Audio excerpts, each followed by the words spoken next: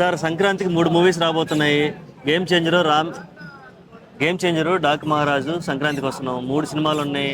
Expectations ఎలా ఉన్నాయి? ఏ cinema మీద ఎలా ఉన్నాయి? నిజంగా Ram Charan cinema game changer మీద అయితే చాలా ఎక్స్పెక్టేషన్స్ ఉన్నాయి. ఎందుకంటే ఫ్యాన్స్ వారు కూడా అల్లు అర్జున్ హిట్ కొట్టారు, రామ్ చరణ్ కూడా హిట్ కొట్టాలంటూ చాలా మంది కోరుకుంటున్నారు. కాబట్టి మెగా ఫ్యాన్స్ తరఫున నేనేమంటే అల్లు అర్జున్తో హిట్ రామ్ చరణ్ గారిది కంటిన్యూ అవుతుందని నేను చెప్తున్నాను. శంకర్ గారి డైరెక్షన్ అనేది సూపర్ డూపర్ అండి. శంకర్ గారి డైరెక్షన్ సామాన్యంగా ఉండదు కాబట్టి ఆయన కూడా కొంచెం ఎక్కడో ఫ్లాప్లో ఉన్నారు. ఈ సినిమా ఆయనకు బూస్ట్ ఇస్తుందని తమిళనాడు అండ్ తెలుగు, హిందీ, కన్నడతో పాటు సూపర్ డూపర్ బ్లాక్ బస్టర్ ఒక 4 daysలోనే 200 crores కలెక్ట్ చేస్తుందని నా అభిప్రాయం అండి గేమ్ చేంజర్.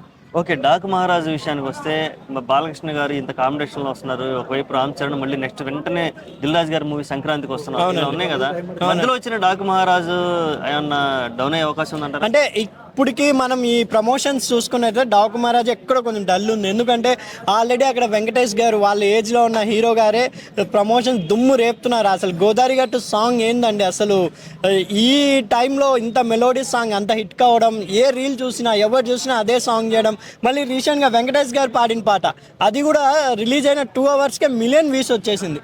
అంటే అంత పాపులారిటీ రావడం అనేది మనకు సామాన్యమైన విషయం కాదు. ఇప్పుడు డాకు మహారాజ్ కూడా ప్రమోషన్ స్పీడ్గా పెంచాలి. టైలర్ వస్తే ఇంకా దాని సత్తా అనేది తెలుస్తుంది నా అభిప్రాయం. ఉన్న దాంట్లో చిన్ని సాంగ్ అయితే బాలకృష్ణ ఇమేజ్కి, ఆ ఫ్యామిలీ ఓరియంటెడ్గా ఆయన ఎలా కూడా సెంటిమెంట్ ఉంది కదా, అఖండలో చిన్న పాప, మళ్ళీ దీంట్లో చిన్న పాప. కాబట్టి ఇప్పుడు ఈ చిన్న పాపలను పెట్టి, చిన్న అబ్బాయిలను పెట్టి కథలన్నీ దీని చుట్టే తిప్పి బేబీ సెంటిమెంట్ హిట్ ట్రాక్ కోసం డైరెక్టర్ పాకులాడుతున్నారా? అదే బాబీ గారు అంటే ఆల్రెడీ వాల్తేరు వీరతో హిట్ కొట్టేసినారు. ఈ సినిమాతో కూడా 100% హిట్ కొడతారని నా అభిప్రాయం అండి.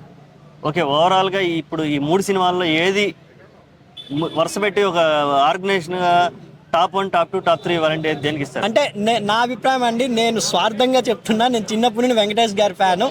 సంక్రాంతికి వస్తున్నాం, బ్లాక్ బస్టర్ హిట్ కావాలని మనస్ఫూర్తిగా కోరుకుంటూ, ఫ్యామిలీస్ అంతా చూడదగ్గ సినిమా కాబట్టి ఎటువంటి వల్గర్ ఉండదు. కాబట్టి ఈ సంక్రాంతి వస్తున్నాం హిట్ అయితే ఆ టైటిల్కి యాప్ట్ అవుతుందని నా అభిప్రాయం అండి. ఓకే, టాప్ 1, టాప్ 2, టాప్ 3 ఒక సీక్వెన్స్ చేయాలి. నిజంగా సీక్వెన్స్ అంటే గేమ్ చేంజరే టాప్ 1 అంటా నేను. ఎందుకంటే గేమ్ చేంజర్ హెవీ ఎక్స్పెక్టేషన్ మీద ఉంది కాబట్టి స్టార్టింగ్ 3 daysలోనే కలెక్షన్స్ వస్తాయి. కలెక్షన్ పరంగా చూసుకుంటే గేమ్ చేంజరే అవుతుంది. ఎంత సంక్రాంతి వస్తున్నాం హిట్ అయినా కూడా ఆడ ఫ్యాన్స్ బేసిక్ అండ్ క్రేజ్నెస్ బట్టి గేమ్ చేంజరే హిట్ అవుతుందని అనుకుంటున్నాను అండి. Okay, thank you. ఓకే అండి.